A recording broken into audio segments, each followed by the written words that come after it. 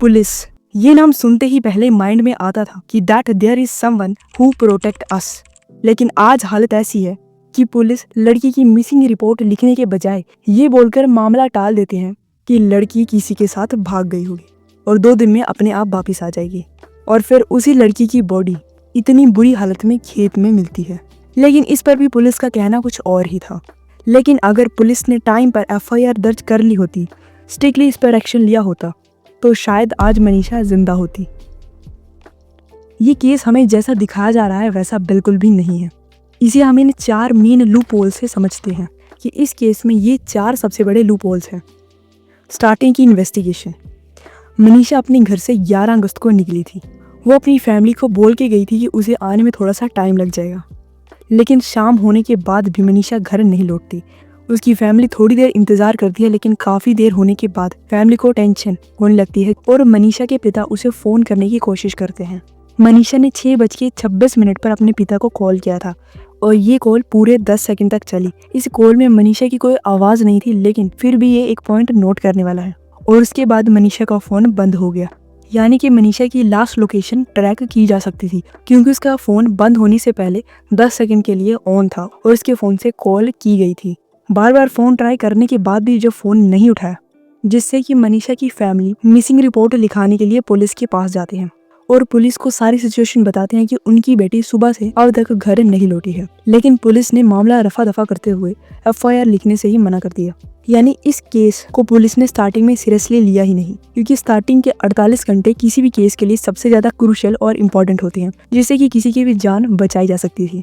यहाँ तक कि पुलिस ने CCTV के लिए भी कॉलेज के ऊपर कोई प्रेशर नहीं बनाया। अगर पुलिस चाहती तो फोर्सफुली भी कॉलेज से फुटेज निकलवा सकती थी। पुलिस के पास फुटेज आया, लेकिन 13 अगस्त को, यानी कि मनीषा के गायब होने के पूरे 2 दिन के बाद, पुलिस ने ना ही मनीषा की लास्ट एक्टिव लोकेशन को ट्रेस किया और ना ही उसकी कॉल रिकॉर्डिंग। जैसा कि हमने पहले बताया था, मनीषा का फोन बंद होने से पहले 10 सेकंड के लिए उसके फोन से कॉल हुई थी, तो उसकी लास्ट एक्टिव लोकेशन ट्रेस की जा सकती थी। लेकिन पुलिस ने ऐसा कुछ नहीं किया। नंबर 2, बॉडी की इन्वेस्टिगेशन।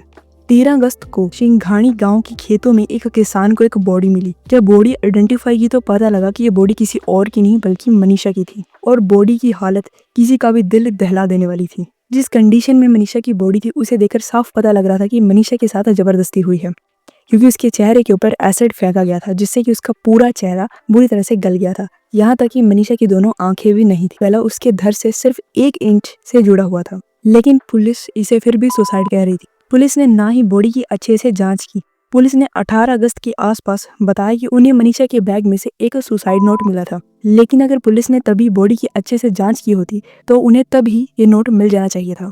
ना ही जहां बॉडी मिली थी उस जगह को अच्छे से जांचा गया। वहां पे कुछ टायरों के निशान भी थे, पर भी पुलिस ने ज्यादा ध्यान नहीं दिया और उस टाइम पे गाँव ने काफी ज्यादा भीड़ इकट्ठा हुई थी, जिससे कि पुलिस ने मनीषा की बॉडी को फोरेंसिक जाँच के लिए भेज दिया। Number 3, is suicide note is real. Police के अकॉर्डिंग उन्हें मनीषा के पास से एक सुसाइड नोट मिला था, जिसमें कि मनीषा ने इसका कारण अपना फैमिली प्रेशर बताया था कि वो ये सब कुछ अपने फैमिली प्रेशर के कारण कर रही है। लेकिन इसमें भी मेन कारण अच्छे से क्लियर नहीं था।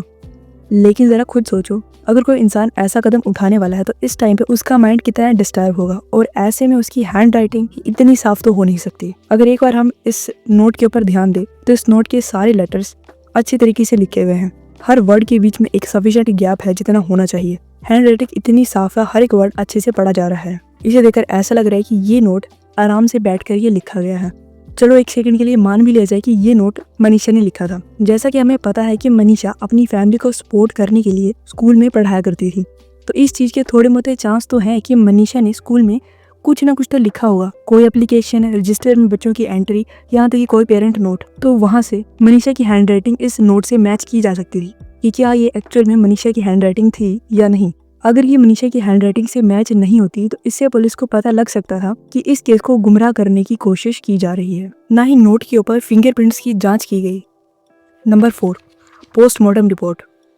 पोस्टमार्टम रिपोर्ट के बारे में तो क्या कहना। बॉडी की पूरे 3 बार जांच की गई, जिसमें कि पहली 2 रिपोर्ट्स आपस में एक दूसरे को गलत साबित कर रही थी। लेकिन अगर पहली 2 जांच ही ढंग से की जाती तो तीसरी जांच करने की कोई जरूरत नहीं पड़नी थी। पहली रिपोर्ट के बाद भी दूसरी जांच में लिखा गया था कि मनीषा की बॉडी से मिट्टी के सैंपल पाए गए हैं, लेकिन पहली रिपोर्ट के बाद मनीषा की बॉडी को अच्छे से क्लीन किया जाना था, जिससे कि बॉडी पर मिट्टी के सैंपल्स तो होने ही नहीं चाहिए थे।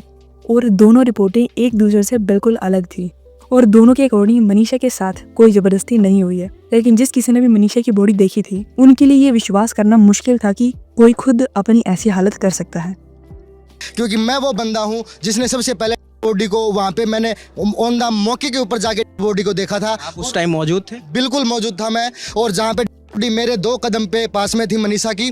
और कोई भी बंदा हरियाणा की 2 करोड़ जनता बॉडी को देख के ये नहीं बता सकती कि ये साइड केस है। इस केस में इतने सारे लूपहोल्स हैं कि अगर क्रिमिनल हुआ और पकड़ा गया तो इससे आराम से बच सकता है। अगर पुलिस स्टार्टिंग में ही इस केस को सीरियसली लेती तो शायद ये सब नहीं होता। 1-2 पुलिस वालों के कारण पूरे पुलिस डिपार्टमेंट का नाम खराब होता है। लेकिन इसमें मनीषा की क्या गलती थी?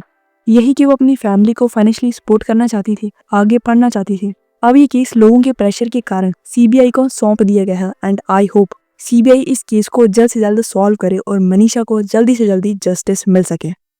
#जस्टिस।